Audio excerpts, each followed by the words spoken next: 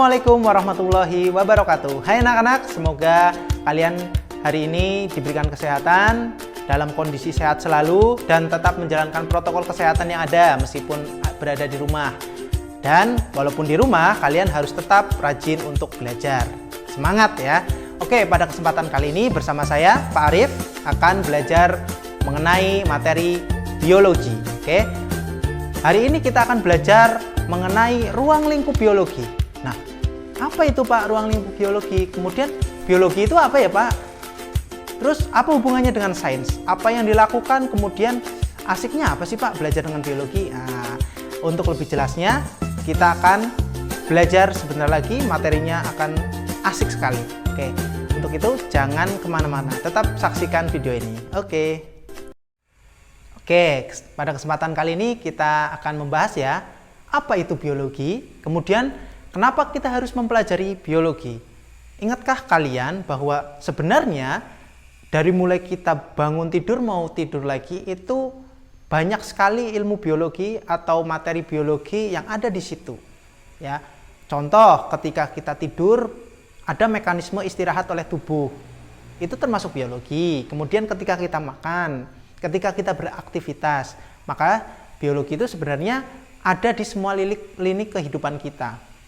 Nah, terus sekarang pertanyaannya adalah biologi. Kenapa harus dikatakan biologi? Nah, biologi itu sebenarnya berasal dari bahasa Yunani, yaitu yang pertama ada bios, ya, dan yang kedua ada logos. Bios itu artinya adalah hidup atau kehidupan. Hidup atau kehidupan. Sementara logos merupakan ilmu atau pengetahuan ya, ilmu. Oleh karenanya, biologi berarti dapat diartikan sebagai apa? Oke, pintar. Ilmu yang mempelajari tentang makhluk hidup. Ingat, ilmu yang mempelajari tentang makhluk hidup itu tidak hanya makhluk hidupnya saja, tapi bisa jadi bagaimana dia hidup, tempat tinggalnya di mana, interaksinya dengan alam bagaimana. Nah, itu adalah maksud dari kajian biologi ini. Oke, sekarang ada pertanyaan lagi. Apa hubungannya biologi dengan sains? Nah, kan ada ilmu sains, ilmu sosial. Nah, apa itu? Sains itu merupakan ilmu yang diperoleh melalui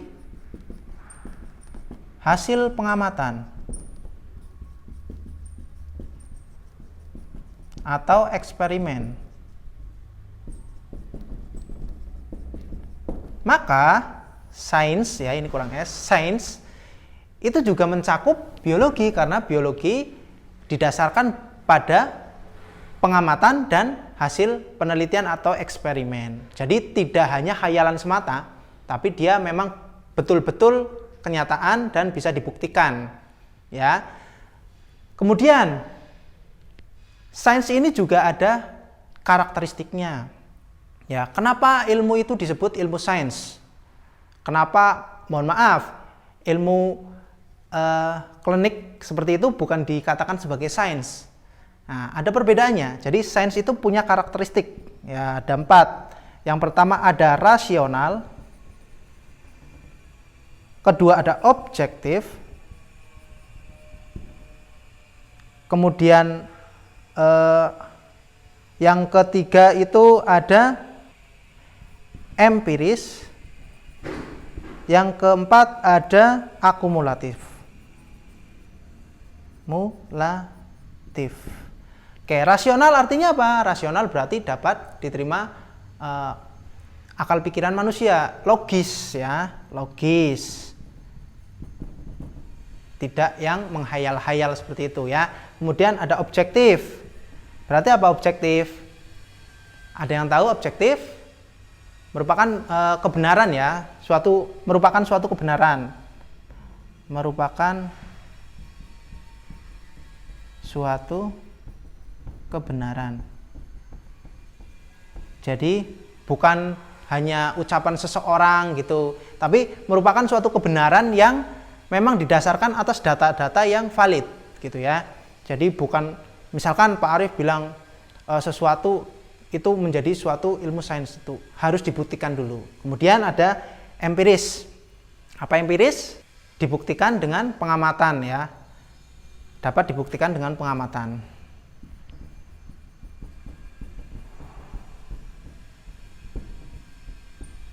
Dengan pengamatan. Oke. Kemudian akumulatif artinya berkembang. Jadi ilmu sains itu selalu berkembang. Ya, misalkan ada ketetapan atau penemuan yang sudah ditemukan di jutaan tahun yang lalu, nah, misalkan itu nanti akan ada pembaruan menuju ke sempurna gitu ya. Jadi ada 4 kriteria yang harus dimiliki oleh suatu ilmu agar dikatakan sebagai ilmu sains. Oke, kita melanjut ke pembelajaran selanjutnya. Oke, setelah kita mengenal apa itu biologi, kemudian ternyata biologi termasuk ilmu sains. Nah, sekarang apa saja objek kajiannya? Biologi itu mempelajari apa saja sih sebenarnya? Jadi, biologi itu tadi mempelajari tentang makhluk hidup. Ya, makhluk hidup. Makhluk hidup itu ada yang nampak besar gitu ya, bisa dilihat dengan penglihatan biasa atau biasa disebut makroskopis. Ada juga yang harus dilihat dengan alat karena kecil sekali, namanya mikroskopis gitu ya. Nah, makhluk hidup makroskopis dan mikroskopis ini adalah objek kajian dari biologi. Nah, secara terperinci sebenarnya objek kajian dari biologi adalah berdasarkan tingkat organisasi kehidupan. Apa itu? Nah, kita tinjau kembali. Makhluk hidup itu bisa dilihat dari tingkat organisasi kehidupan. Maksudnya struktur penyusunnya mulai dari yang terkecil sampai yang terluas ya. Yang pertama ada molekul. Ya, contoh gampangnya molekul ini ya ada karbohidrat, ada lemak, ada protein gitu ya. Nah, kumpulan dari molekul-molekul itu nanti akan membentuk suatu kehidupan ya. Namanya sel. Sel ya. Sel merupakan unit terkecil struktural dan fungsional penyusun makhluk hidup ya. Unit terkecil yang struktural. Jadi dia penyusun terkecil utama, tapi yang fungsional dia tidak bisa berdiri sendiri. Berbeda dengan molekul. Molekul itu tidak bisa dikatakan sebagai unit terkecil penyusun makhluk hidup ya. Maksudnya karena dia tidak memenuhi fungsi tertentu ya. Sel. Kemudian kumpulan dari sel membentuk jaringan. Contoh dari sel apa sih? Nah, contoh dari sel misalkan pernah kita mungkin mendengar kata bakteri. Nah, bakteri itu termasuk sel. Kemudian pernah mendengar ada sel-sel kulit mati, nah itu juga sel ya. Nah, gabungan dari sel-sel kulit itu membentuk jaringan. Nah, ini jaringan kulit gitu ya, jaringan kulit. Jadi jaringan merupakan kumpulan dari sel-sel yang membentuk suatu struktur dan fungsi yang sama. Oke, jaringan. Kemudian kumpulan dari jaringan adalah adanya organ. Organ ini banyak ya. Coba sebutkan atau sebutkan dalam diri kalian organ vital kalian. Jangan berpikir yang negatif dulu. Organ vital itu ada mata, ya, ada mulut, ada hidung. Nah, itu juga organ vital. Jangan berpikir yang negatif dulu, gitu ya. Oke. Organ ini nanti akan membentuk suatu sistem organ.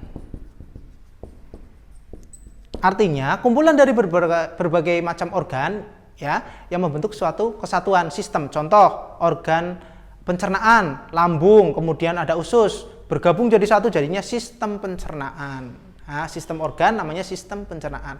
Kemudian sistem organ akan membentuk suatu individu.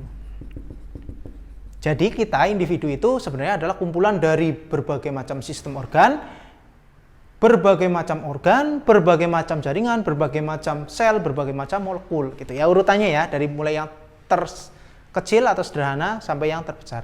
Oke, ini sampai sini adalah tingkat organisasi kehidupan individu ya. Kemudian tidak hanya itu. Individu ini kan tidak hanya hidup sendiri. Dia juga punya interaksi dengan makhluk hidup lain, ya. Interaksi antara sesama individu yang sama, contoh antara manusia dengan manusia, antara hewan misalkan sapi dengan sapi yang lain, itu dinamakan sebagai populasi. Nah, pernah mendengar juga kan, populasi harimau Sumatera sudah sangat sedikit, ya, diambang kepunahan. Nah, berarti kumpulan dari harimau Sumatera, gitu ya. Kemudian populasi gajah di Sumatera, apakah hanya ada gajah di Sumatera? Apakah tidak ada hewan lain? Tidak ada makhluk hidup lain? Tentunya ada. Misalkan ada di situ orangutan, ada di situ misalkan ular dan yang lainnya, kalau ada, ya, ingat. Populasi satu dengan yang lainnya nanti akan membentuk suatu komunitas. Komunitas adalah kumpulan dari berbagai macam populasi. Contoh, kita sedang berada di padang rumput atau di lapangan, ya, mudahnya. Di lapangan itu kan tidak hanya ada kita, ada misalkan capung, burung, ada rumput, kemudian ada apa lagi? Ya, misalkan di dalam tanah ada cacing dan yang lainnya. Oke, komunitas, kumpulan dari berbagai macam populasi.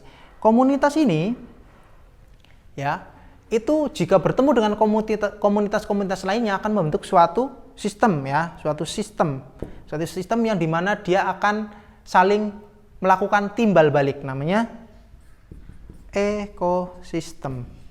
Jadi makhluk hidup yang banyak di suatu tempat nanti kan akan berinteraksi dengan wilayahnya. Contohnya karena sapi itu butuh makan, makanya dia makan rumput, gitu ya. Kemudian ada manusia butuh air, maka dia minum, gitu kan. Berarti kan interaksinya antara makhluk hidup dengan lingkungannya. Oke, dinamakan ekosistem, hubungan timbal balik, gitu ya. Kemudian ekosistem ada ekosistem darat, ekosistem air, gitu ya, akan membentuk suatu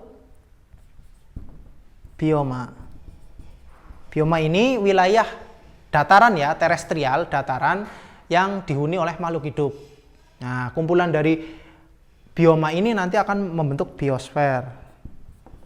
Biosfer ini berarti wilayah tempat terdapatnya makhluk hidup, contohnya bumi. Di bumi mana yang terdapat makhluk hidupnya? Luas, ya, cakupannya luas. Itu biosfer. Nah, inilah tingkatan organisasi kehidupan yang menjadi objek kajian biologi.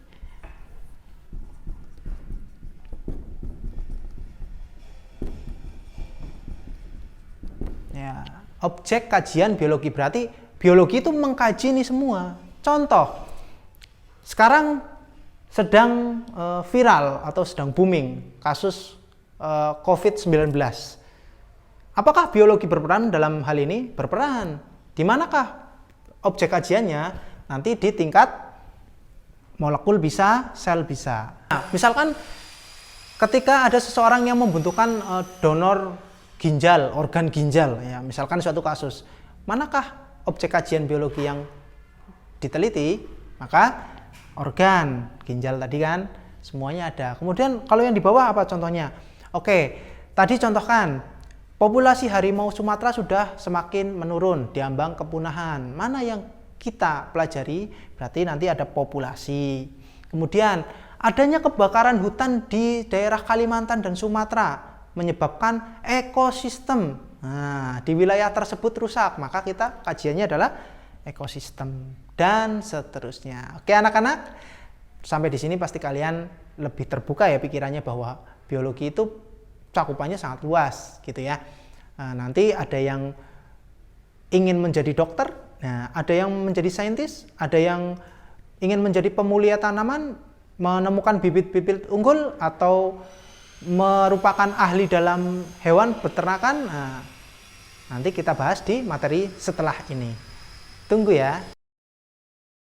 Nah, setelah kalian mengetahui objek kajian biologi mulai dari tingkat molekul sampai dengan biosfer, maka seperti Pak Arif tadi bilang, jika misalkan kalian ingin jadi dokter, jadi penyuluh pertanian, misalkan jadi seorang bidan, seorang misalkan pemulia tanaman, apakah itu juga termasuk biologi?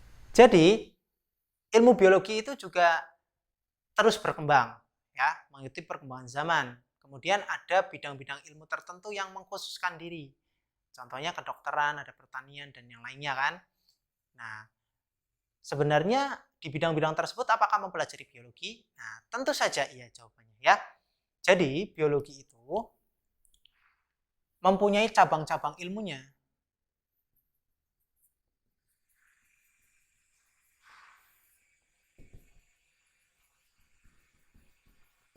Ya.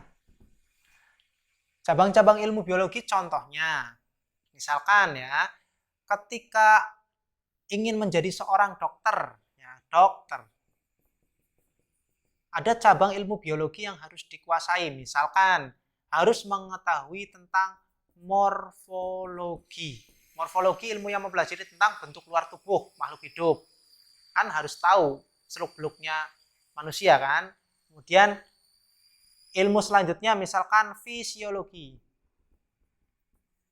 Proses-proses yang ada di dalam tubuh manusia ya, atau makhluk hidup secara umum. Kemudian misalkan ada anestesi. Nah, anestesi itu juga cabang-cabang ilmu biologi ya, yang mempelajari tentang pembiusan seperti itu. Ya, ini contoh misalkan 3. Kemudian kalau misalkan saya ingin menjadi seorang pemulia tanaman atau penemu bibit unggul gitu ya. Bibit unggul. Seseorang di bidang pertanian yang sangat pandai di bidang pemulihan tanaman harus menguasai ilmu yang pertama, contohnya harus botani tentunya. Botani itu ilmu yang mempelajari tentang tumbuhan. Kemudian contoh ada lagi misalkan tentang bioteknologi. Ya, untuk merekayasa, misalkan merekayasa jenis atau varietas suatu tanaman menjadi yang lebih bagus atau lebih baru lagi. Nah, bisa botani. Kemudian ada bioteknologi. Yang selanjutnya misalkan karena ada beberapa tumbuhan yang terkena penyakit jamur. Nah, jamur itu dipelajari dalam cabang ilmu biologi mikologi. Nah, ini semua merupakan cabang ilmu biologi. Artinya di dalam biologi itu juga mempelajari ini semua. Nah, kalau jadi seorang dokter, pemulia tanaman, atau nanti ada penyuluh peternakan gitu ya, itu juga harus mempelajari. Ya. Contoh lain, ada misalkan ilmu yang mempelajari tentang hewan, namanya zoologi. Ya. Ada yang mempelajari tentang virus, ini kan sedang hangat-hangat diperbincangkan ya. Itu ada virologi gitu ya. Kemudian yang lainnya nanti kalian coba explore ya, cari di internet cabang-cabang ilmu biologi, pasti banyak sekali ya. Ini Pak Arif hanya mencontohkan sebagian kecil saja. Sampai di sini paham? Oke, kita lanjut ke materi selanjutnya. Pada kesempatan kali ini kita akan mengenal atau mengetahui peran dari biologi dalam kehidupan sehari-hari. Sedikit sudah Pak Arif jelaskan tadi bahwa biologi itu mengisi di semua lini kehidupan ya. Contoh manfaatnya di bidang kedokteran ada proses cangkok organ seperti tadi ya, ada pencangkokan ginjal atau donor ginjal. Di bidang pangan contohnya pembuatan nata de coco, yogurt, kemudian tempe gitu ya. Itu juga termasuk peran dari ilmu biologi. Kemudian di bidang pertanian adanya bibit unggul ya. Kemudian di bidang kesehatan adanya antibodi dan masih banyak lagi. Itu salah satu contoh peran biologi dalam kehidupan sehari-hari.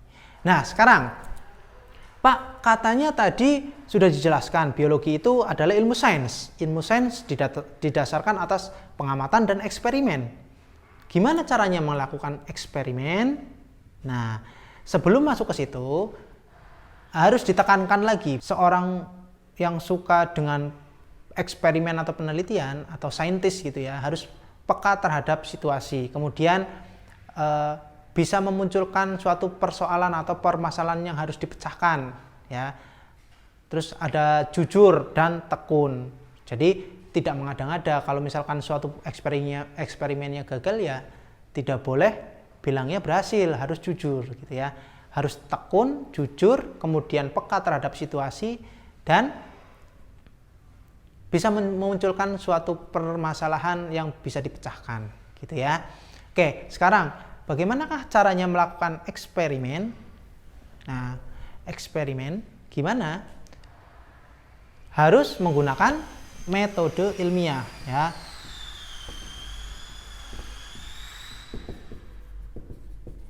Ini adalah suatu cara ya, secara sistematis bagaimanakah cara kalian nanti ketika menjadi seorang saintis memecahkan suatu masalah. Tidak hanya patokan eksperimen ya, tapi misalkan ketika kalian menemukan sesuatu yang unik perlu diteliti, maka pakailah metode ilmiah ini ya untuk membantu mempercepat dan menuntaskan permasalahan yang ada. Oke, yang pertama metode ilmiah yang pertama adalah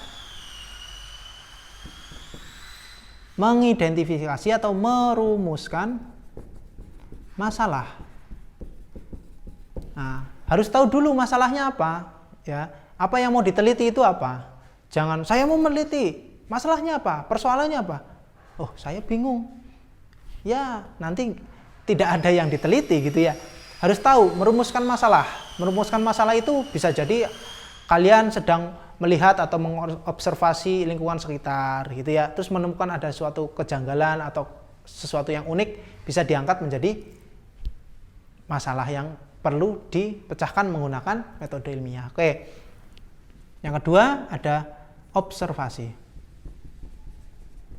Pak tadi sudah observasi, kok observasi lagi? Nah, observasi yang sekarang adalah pengumpulan data atau pengumpulan berbagai macam literatur atau sumber-sumber yang mendukung masalah yang sudah ditemukan.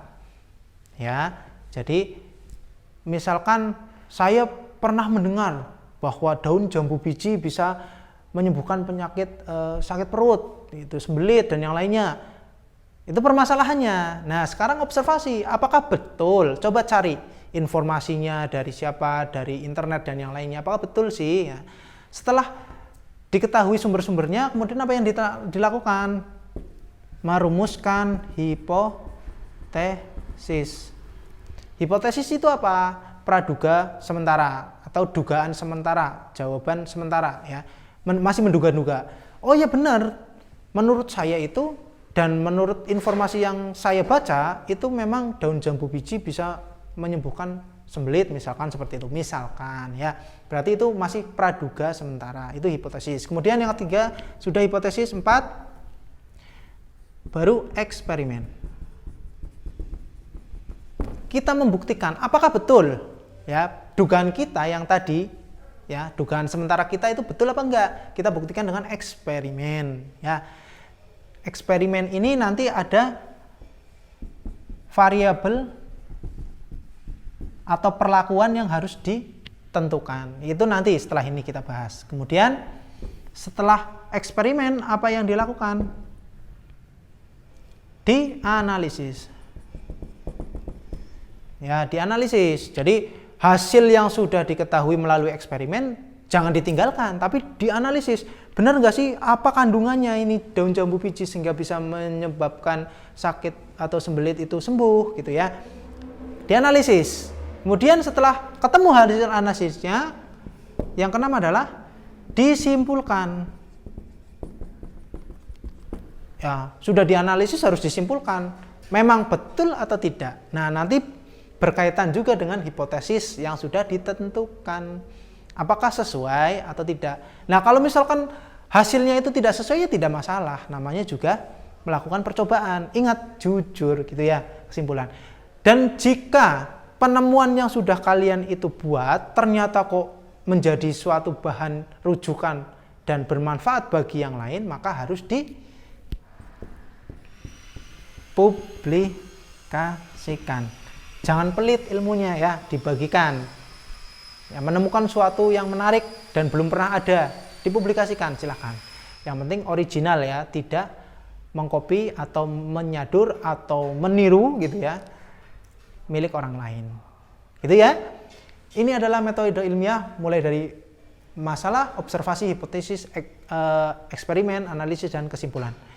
Supaya lebih cepat gimana caranya? Nah, tahu cukuran mohak? Nah, itu tulis saja mohak ya. Dah. Ini rumus cepatnya ya, metode ilmiah itu mohak gitu ya, mohak gitu ya. Merumuskan masalah, observasi, hipotesis, eksperimen, analisis, dan kesimpulan. Paham? Oke. Sekarang kita bahas mengenai variabel. Apa itu variabel? Kita lihat selanjutnya. Nah, bagaimana anak-anak? Bukankah asik belajar biologi dengan Pak Arif? Pastinya kalian juga sudah mengetahui dong apa itu biologi. Kemudian ruang lingkupnya, tentunya objek kajiannya. Ulas lagi coba, biologi adalah ilmu yang mempelajari tentang makhluk hidup, baik yang mikroskopis, yang kasat mata, sampai yang nampak, makroskopis. Kemudian tidak hanya itu, membahas tentang interaksinya, di mana dia tinggal, kemudian ada ilmu terapan, misalkan ilmu kedokteran, ilmu pertanian, dan yang lain sebagainya. Semoga video ini bermanfaat. Tetap belajar di rumah, jangan sampai malas untuk membuka dan membaca buku. Oke, kemudian pelajari video ini di rumah kembali ya. Dari Pak Arif sekian, semoga bermanfaat. Wassalamualaikum warahmatullahi wabarakatuh.